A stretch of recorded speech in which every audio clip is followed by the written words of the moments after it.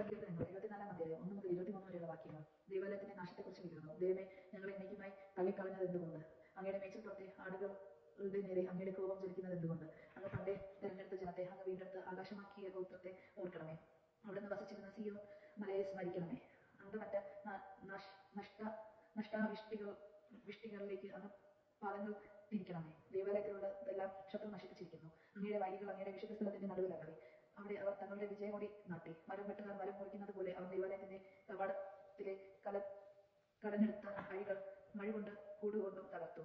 അങ്ങയുടെ ആലയത്തിന് അവർ തീവച്ചു. അങ്ങയുടെ നാമം വസിക്കുന്ന ശ്രീകോവിലിൽ അവർ ഇടിച്ചു നിരത്തി അശുദ്ധമാക്കി. അവരെ നമുക്ക് കീഴടക്കാം എന്നവർ തങ്ങളോട് തന്നെ പറഞ്ഞു.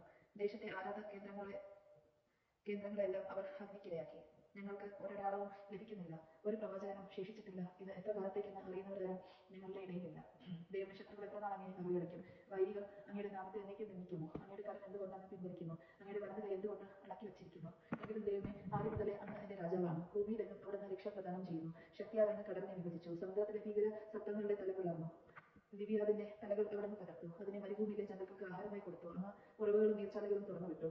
എന്നും ഒഴുകിക്കൊണ്ടിരുന്ന നദികളെ അങ്ങ് പറ്റിച്ചു. പകൽ അങ്ങയുടേതാണ്, രാത്രിയും അങ്ങയുടേത് തന്നെ. അവിടുന്ന് ജ്യോതിസ്സുകളെയും സൂര്യനെയും സ്ഥാപിച്ചു. അങ്ങ് ഭൂമിക്ക് അതിരുകൾ നിശ്ചയിച്ചു. അങ്ങ് ഗ്രീഷ്മവും ഹേമന്തവും സൃഷ്ടിച്ചു. കർത്താവേ, ശത്രു എങ്ങനെ അവിടുത്തെ നാമത്തെ അധിക്ഷേപിക്കുകയും അധർമ്മികൾ എങ്ങനെ അതിനെ നിന്ദിക്കുകയും ചെയ്യുമെന്ന് നോക്കണമേ. അങ്ങയുടെ പ്രാവിന്റെ ജീവനെ വന്യമൃഗത്തിനെ വിട്ടുകൊടുക്കരുതേ. അങ്ങയുടെ ദരിദ്രന്റെ ജീവനെ എന്നേക്കും മറക്കരുതേ.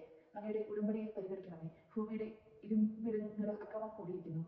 മർദ്ദർ ലജ്ജിതരാകാൻ സമ്മതിക്കരുതേ.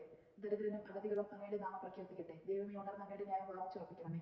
ദുഷ്ടർ എങ്ങനെ അങ്ങയെ നിരന്തരം അധിക്ഷേപിക്കുന്നുവെന്ന് നോക്കണമേ. അങ്ങയുടെ ശത്രുക്കളുടെ ആരവം, അങ്ങയുടെ വൈരികളുടെ തുടർച്ചയായ അട്ടഹാസം മറക്കരുതേ. ദൈവജനങ്ങൾ നാം കേട്ടത് ക്രിസ്ത്യാനിക്ക് സ്തുതി.